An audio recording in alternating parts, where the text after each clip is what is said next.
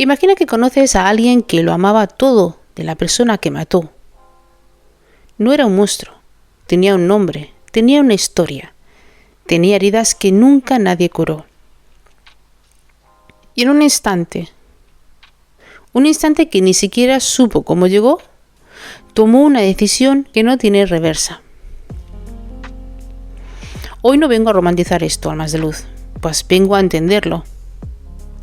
Porque la diferencia entre entender y excusar es enorme, y necesitamos poder hacer esa diferencia si queremos realmente hablar de la salud emocional, de la violencia y de lo que le pasa al ser humano cuando el dolor no encuentra salida.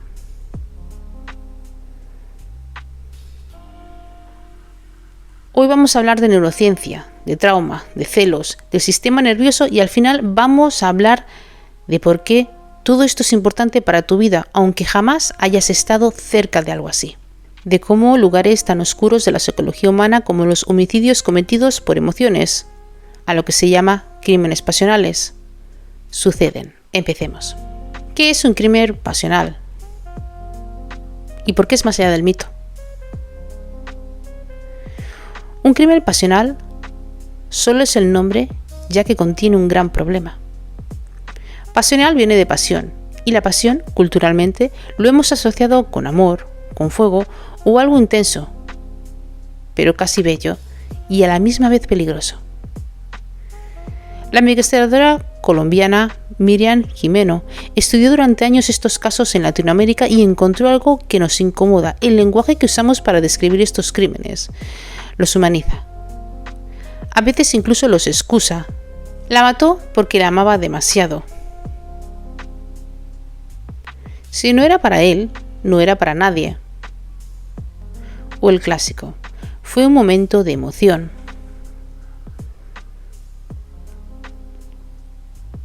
¿Ves cómo esas frases realmente desplazan la responsabilidad hacia la emoción y alejan al sujeto de su acto? Esto es exactamente lo que nos impide entender la verdad psicológica detrás de este fenómeno. Y pues entonces, almas de luz, ¿qué es realmente un homicidio cometido por emoción? En términos clínicos y jurídicos, es un acto de violencia extrema que ocurre dentro de un vínculo íntimo, donde el móvil central es una emoción intensa no regulada, como los celos, el miedo al abandono, la vergüenza y más. Y aquí está la clave de todo esto, señores, porque no es que la emoción hizo algo, es que la persona nunca aprendió a sostenerla, a procesarla y a dejarla sin destruir. Y ese no saber qué hacer con lo que sientes, tiene una explicación neurológica muy concreta. Imagina que tu cerebro tiene un sistema de alarma. Este está ubicado en una pequeña estructura con forma de almendra llamada amígdala. Su función es detectar amenazas y activar una respuesta inmediata de supervivencia. Una pelea, el huye o el quédate paralizado. Este sistema fue diseñado para salvarte la vida si, por ejemplo, un depredador te persiguiera. Entonces, ¿dónde está el problema? El problema es que en el mundo moderno en el que vivimos ahora, ese mismo sistema que se activa con la mirada del desprecio, con un mensaje que no llega, con una traición o con un gesto de alguien que te abandona. Y esto, señores, esto se ha convertido en el problema que lidera nuestra mente. Daniel Goleman lo llamó amígdala jihad, el secuestro amigdalar. Esto ocurre cuando la amígdala se activa tan rápido y con tanta intensidad que literalmente desconecta la corteza prefrontal. O sea, la parte del cerebro que razona, que evalúa las consecuencias y que dice, espera, piensa antes de actuar.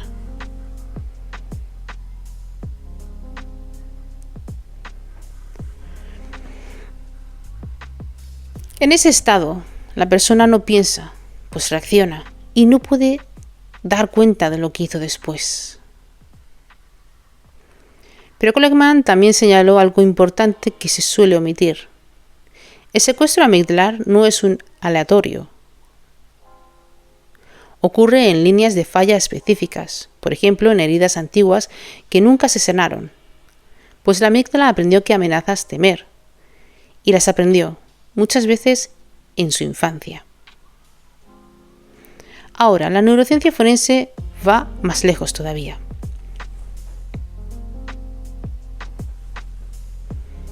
Estudios publicados en revistas científicas como PLOS ONE muestran que los ofensores violentos reactivos, o sea, aquellos que matan en un estado de ira o de miedo extremo, tienen una conectividad alertada entre la amígdala y la corteza prefrontal, pues después de ser expuestos a situaciones de enojo, su amígdala se dispara con más fuerza y su PFC se desactiva con más profundidad que en una persona no violenta. En otras palabras, almas de luz, no es solo que perdieron el control una vez, es que el sistema nervioso fue moldeado para responder así. Y tú te preguntarías, bueno, ¿y por qué pasa eso? Pues bueno, muchas de las veces, por no decir casi siempre, es por el trauma. Hay un caso que ilustra el extremo biológico de esto, el de Charles Whitman, un francotirador de la Universidad de Texas de 1966. Había sido estudiante modelo, marine, sin historial de violencia, y un día subió a una torre y mató a 16 personas. La autopsia reveló algo impactante: un tumor presionando directamente a su amígdala. ¿Esto lo absuelve? Por supuesto que no. Nos dice algo sobre cómo el cerebro puede ser cómplice del acto más inimaginable. Absolutamente sí. La neurociencia explica el mecanismo, no la absuelve de responsabilidad.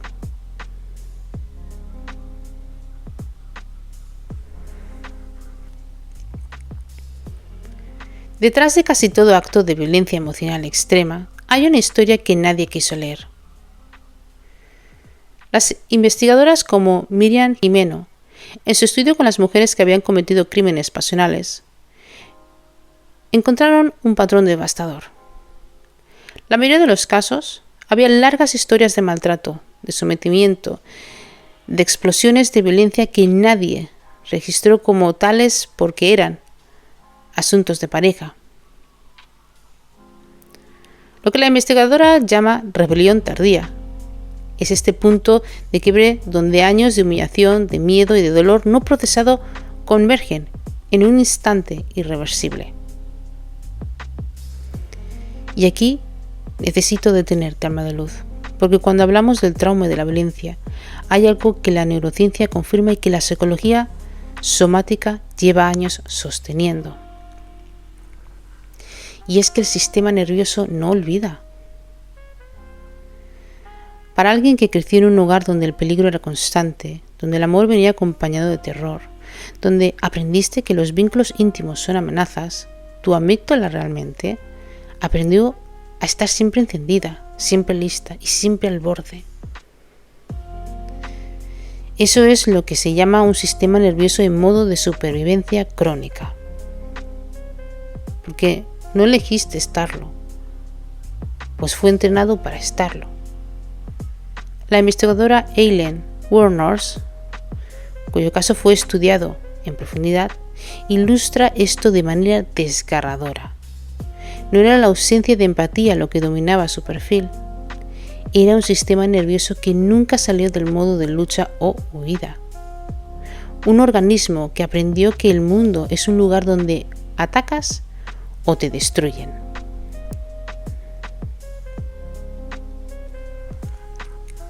Y esto no es romantizar la violencia, almas de luz, pero es aprender que la regulación emocional no es un lujo, pues es una necesidad de supervivencia.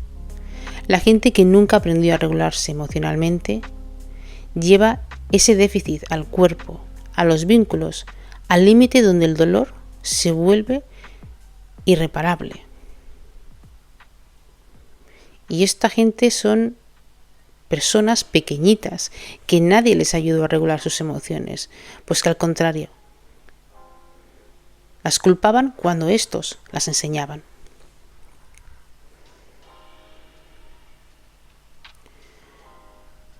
Ahora viene la parte que más incomoda de todo esto, y creo que deberíamos incomodarnos todos. Porque históricamente, los sistemas legales de varios países latinoamericanos contemplaron la emoción violenta como atenuante del crimen. Es decir, si mataste en un estado emocional intenso, tu pena será menor. Y esa figura jurídica en la práctica funcionó de una manera muy específica, porque protegía a los hombres que mataban a sus parejas.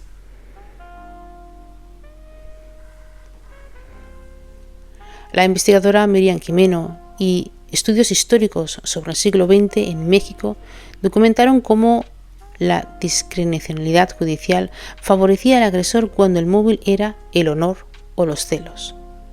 Porque culturalmente los celos de un hombre se leían como una prueba de amor, y el amor se suponía y lo justificaba todo. Eso no es psicología, eso es control, y es violencia estructural disfrazada de romance. Los celos no son amor. Los celos son miedo al abandono mezclado con la necesidad del control, muchas veces enraizados en apego ansioso o desorganizado desde la infancia. El amor real no necesita poseer. El amor real no destruye lo que ama. Y cuando una cultura lo normaliza que la mató porque la amaba mucho, lo que realmente hace es enseñar a las generaciones enteras que los celos son señales de amor, que la intensidad emocional excusa el daño y que la violencia en los vínculos íntimos es esperada. Necesitamos ese lenguaje más claro, más honesto y más comprendido, con nombrar las cosas como son. Ahora, ¿existe un perfil de quien comete un crimen pasional? La respuesta es bastante corta porque no hay un perfil único, pero sí hay factores de riesgo documentados. Factor número 1. Una historia de trauma no procesado. Especialmente el trauma del apego de la infancia, o sea, una negligencia emocional, una violencia doméstica, pérdidas no elaboradas, el sistema nervioso que aprendió que los vínculos duelen. Factor número 2. Desregulación emocional crónica. Esta es la incapacidad de tolerar emociones intensas sin actuar desde ellas. Nunca aprendieron que el malestar puede sostenerse, que pasa, que no hay que evacuarlo del inmediato. Factor número 3. El apego desorganizado o ansioso. Aquí hablamos de vínculos donde el amor y el terror se mezclaron desde pequeños. Ahora en la adultez esa mezcla se replica. La pareja es al mismo tiempo la fuente de calma y la mayor amenaza inimaginable. Factor número 4. La ausencia de habilidades de mentalización. Esta es la capacidad de ver la mente del otro, de entender que el otro tiene una perspectiva propia, de no interpretar cada gesto como un ataque personal. Esta capacidad se deteriora bajo el estrés extremo. Factor número 5. Sustancias e impulsividad. Ya sabemos que el alcohol y otras sustancias reducen drásticamente la actividad de la corteza prefrontal, quitando el último freno que podía haber detenido el acto. Y aquí está el problema realmente y lo que más importa. Todos estos factores son trabajables, son intervenibles. El sistema nervioso realmente puede regularse, el apego puede repararse y la mentalización puede desarrollarse. No para los que ya cometieron el acto irreversible, para los que aún están a tiempo, para los que se sienten que sus emociones son más grandes que ellos, para los que llevan un volcán dentro y no saben cómo evitarlo. Eso es exactamente lo que hacemos cuando trabajamos las emociones.